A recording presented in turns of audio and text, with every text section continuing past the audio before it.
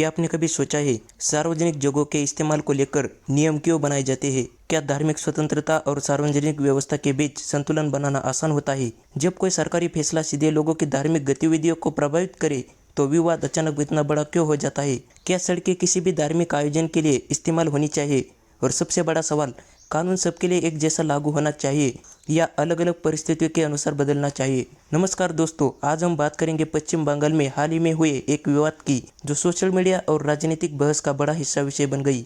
यह मामला जुड़ा है सार्वजनिक सड़कों के उपयोग से, धार्मिक गतिविधि से, प्रशासनीय नियमों से और कानूनी व्यवस्था से। हाल ही में कुछ बयान और प्रशासनीय चर्चाओं के बाद यह मुद्दा तेजी से वायरल हो गया। कुछ लोगों ने प्रशासन का समर्थन किया तो कुछ लोगों ने सवाल उठाए। लेकिन दोस्तों, ऐसे संवेदनशील विषयों को समझने के लिए भावनाओं से ज़्यादा जरूरी है कानून को समझना, सार्वजनिक व्यवस्था को समझना और संतुलित नजरिया रखना। इस वीडियो में हम किसी भी धर्म या समुदाय के खिलाफ भड़काऊ भाषा का इस्तेमाल नहीं करेंगे। हम सिर्फ यह समझने की कोशिश करेंगे कि ऐसे विवाद पैदा क्यों होते हैं और प्रशासन के सामने सबसे बड़ी चुनौतियां क्या होती है। रिपोर्ट्स के अनुसार कुछ नेताओं और प्रशासनीय अधिकारियों ने कहा कि सार्वजनिक सड़कों पर धार्मिक गतिविधियों के कारण यातायात और व्यवस्था प्रभावित होती है। इसी संदर्भ में सड़क पर नमाज पढ़ने और सार्वजनिक धार्मिक आयोजनों को लेकर चर्चा तेज हुई। प्रशासन का कहना था कि धार्मिक गतिविधियां निर्धारित स्थानों पर होनी चाहिए ताकि ट्रैफिक प्रभावित न हो, आम लोगों को परेशानी न हो और सार्वजनिक व्यवस्था बनी रहे। लेकिन दूसरी तरफ कुछ लोगों ने इसे धार्मिक स्वतंत्रता से जोड़कर देखा।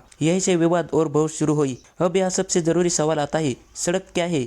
सड़क एक सार्वजनिक संपत्ति होती है, यानी उसका उपयोग आम नागरिक, एम्बुलेंस, स्कूल बस, ऑफिस जाने वाले लोग और आपातकालीन सेवाएं सभी करते हैं। मान लीजिए आपके शहर की मुख्य सड़क किसी भी कारण से कई घंटों तक बंद हो जाए तो क्या हो सकता है? ट्रैफिक जाम, एम्बुलेंस में देरी, स्कूल बसें फंस सकती है और लोगों को परेशानी हो सकती है। इसी वजह से सरकारें पब्लिक स्पेसेस के उपयोग के लिए नियम बनाती है। भारत एक लोकतांत्रिक और विविधता वाला देश है। यह हर नागरिक को अपने धर्म का पालन करने का स्वतंत्रता है। यह अधिकार संविधान देता है, लेकिन साथ ही सार्वजनिक व्यवस्था बनाए रखना भी जरूरी होता है। अगर किसी गतिविधि से ट्रैफिक प्रभावित हो, सार्वजनिक व्यवस्था बिगड़े या दूसरे लोगों को परेशानी हो तो प्रशासन हस्तक्षेप कर सकता है। जैसे किसी अपार्टमेंट में हर परिवार को अपने पसंद से रहने की आज़ादी होती है, लेकिन अगर कोई व्यक्ति कॉमन एरिया को पूरी तरह घेर ले तो बाकी लोगों को दिक्कत हो सकती है। यानी अधिकार और जिम्मेदारी दोनों साथ चलते हैं। प्रशासनिक फैसलों और बयानों के बाद कुछ जगहों पर विरोध प्रदर्शन भी हुए। अब यहाँ एक जरूरी बात समझिए, लोकतंत्र में विरोध प्रदर्शन करना एक संवैधानिक अधिकार माना जाता है।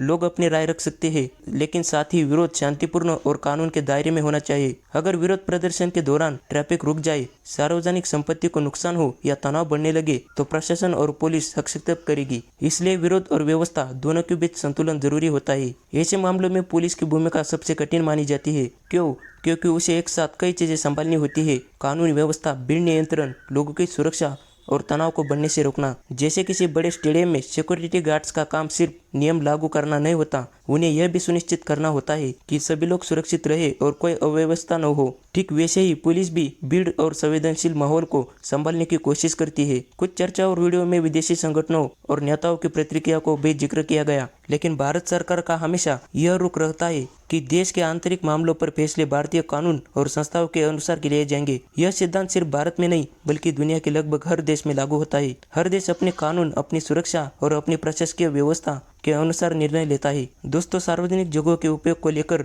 नियम दुनिया के कई देशों में मौजूद है, चाहे वह धार्मिक आयोजन हो, राजनीतिक रैली हो या कोई बड़ा सार्वजनिक कार्यक्रम। अधिकांश देशों में परमिशन और ट्रैफिक मैनेजमेंट जरूरी होता है। उद्देश्य क्या होता है? सार्वजनिक व्यवस्थाएं बनाए रखना, सभी नागरिकों को अधिकारों को संतुलित रखना और सुरक्षा सुनिश्चित करना। आज किसी भी घटना को छोटा सा वीडियो कुछ ही मिनटों में वायरल हो जाता है, लेकिन समस्या तब होती है जब अधूरी जानकारी फैल जाती है, पुरानी वीडियो न बताकर शेयर किए जाते हैं या भावनात्मक नैरेटिव तेजी से फैलते हैं। इसलिए क्या जरूरी है? पूरी जानकारी समझना, आधिकारिक बयान देखना, फैक्ट चेक करना और किसी भी समुदाय के खिलाफ नफरत फैलाने से बचना। संवेदनशील मुद्दों पर गलत जानकारी बहुत तेजी से तनाव बढ़ा सकती है, इसलिए जिम्मेदार डिजिटल व्यवहार जरूरी है। इस पूरे विवाद की सबसे बड़ी चुनौती है संतुलन। एक तरफ धार्मिक स्वतंत्रता, दूसरी तरफ सार्वजनिक व्यवस्था। अगर सिर्फ शक्ति हो तो लोगों में नाराजगी बढ़ सकती है और अगर नियम बिल्कुल लागू न हो तो व्यवस्था प्रभावित हो सकती है। इसलिए क्या जरूरी है? संवाद, स्पष्ट नियम, समान कानून और जिम्मेदारी व्यवहार, तभी समाज में संतुलन बना रह सकता है। तो दोस्तों, यह कहानी सिर्फ एक राज्य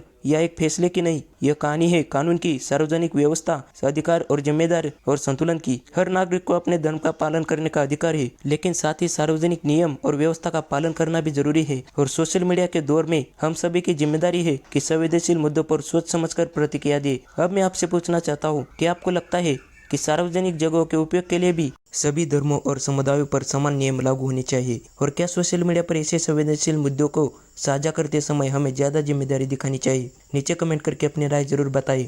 अगर वीडियो पसंद आए तो लाइक करें, चैनल को सब्सक्राइब जरूर करें। मिलते हैं अगली वाली वीडियो में, तब तक के लिए जय हिंद।